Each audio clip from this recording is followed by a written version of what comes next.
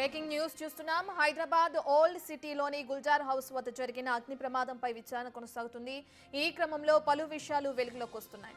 మంటలను ఆర్పేందుకు స్వయంగా ప్రయత్నించే క్రమంలో దాదాపు గంట ఆలస్యం అవడంతోనే 17 మంది మృతి చెందినట్లు అగ్నిమాపక శాఖ నిర్ధారించింది. నాగ్పూర్కు చెందిన ఫైర్ ఫోరెన్సిక్ నిపుణులు ప్రత్యేకంగా దర్యాప్తు చేశారు. వారిచ్చిన ప్రాథమిక నివేదిక ఆధారంగా అగ్నిమాపక శాఖ ఈ ఘటనపై ఓ నిర్ణయానికి వచ్చింది.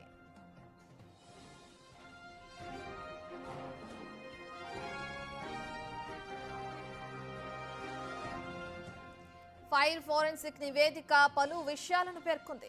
కింద అంతస్తులో మొదలైన ప్రమాదం వల్ల వచ్చిన పొగ భవనం మొత్తం వ్యాపించిందని, దీని నుంచి తప్పించుకునేందుకు పై అంతస్తులో వెనక వైపు ఉన్న గదిలోకి వెళ్లి తలుపులు వేసుకోవడం జరిగిందని, దీంతో గదిలో ఉన్న వారంతా చనిపోయారని నిర్ధారణకు వచ్చారు ఫైర్ ఫోరెన్సిక్ అధికారులు. అయితే ప్రమాదం గుర్తించిన వెంటనే అగ్నిమాపక శాఖకు ఫోన్ చేస్తుంటే చాలా మందిని కాపాడడానికి అవకాశం ఉండేదని దర్యాప్తు అధికారులు తెలిపారు.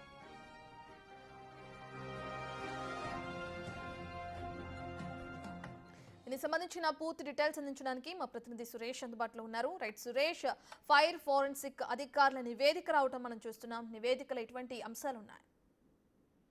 ప్రాథమిక నివేదిక మాత్రమే ఇప్పటి వరకు గుర్తించడం జరిగింది.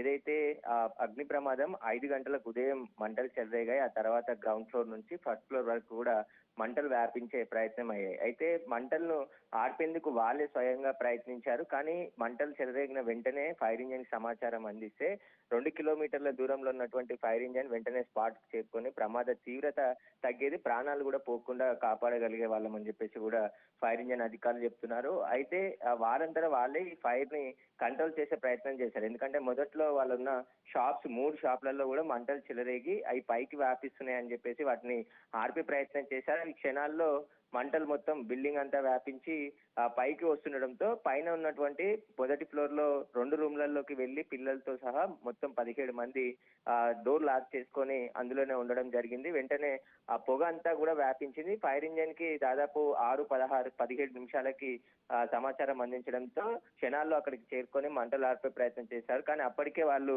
పొగ పీల్చుకొని ఊపిరాడక చనిపోయినట్టు నిర్ధారణకు వస్తున్నారు. ఎందుకంటే దట్టమైనటువంటి పొగ, ఫైర్ కొంచెం వచ్చినప్పటికీ కూడా పొగ ఎక్కువగా రావడం, ఇల్లంతా కూడా కమ్మేయడం, మొత్తం వాళ్ళు ఉన్నటువంటి 2 రూమ్లలోకి కూడా పొగలన్నీ కూడా వెళ్ళాయి. మంటలు వెళ్లకుండా పొగలు పూర్తిగా వెళ్ళిపోయి ఊపిరాడక వాళ్ళు స్పృహ కోల్పోయి అక్కడే చనిపోయినట్టు కూడా పోలీసులు నిర్ధారణకు వచ్చారు. వైద్యులు కూడా వాళ్ళు బ్రాడ్ డెడ్ గానే చెప్పారు. ఎవరు కూడా ప్రాణాలతోని హాస్పిటల్ కి రాలేదు, మొత్తం మార్గం మధ్యలోనే చనిపోయారని చెప్పారు. కాబట్టి ఇంట్లోనే మొత్తం 17 మంది ప్రాణాలు విడిచినట్టు నిర్ధారణకు వచ్చారు. ఇక నాగ్పూర్ కు సంబంధించిన ఫోరెన్సిక్ నిపుణులు కూడా వచ్చి దీనికి సంబంధించి ఇన్వెస్టిగేషన్ చేస్తున్నారు. ఇప్పటికే క్లూస్ టీమ్, హైదరాబాద్ లో ఉన్నటువంటి క్లూస్ టీమ్ కూడా 25 శాంపుల్స్ సేకరించి ఫోరెన్సిక్ ల్యాబ్ కి పంపడం జరిగింది. ఇక ప్రభుత్వం కూడా కమిటీ వేసింది కాబట్టి ఇప్పుడు చార్మినార్ పోలీసులు కేసు నమోదు చేసుకుని దర్యాప్తు చేసి మొత్తం అన్ని రిపోర్ట్లు వచ్చిన తర్వాత నివేదిక అందిస్తామని చెప్తున్నారు. Right, thank you Suresh.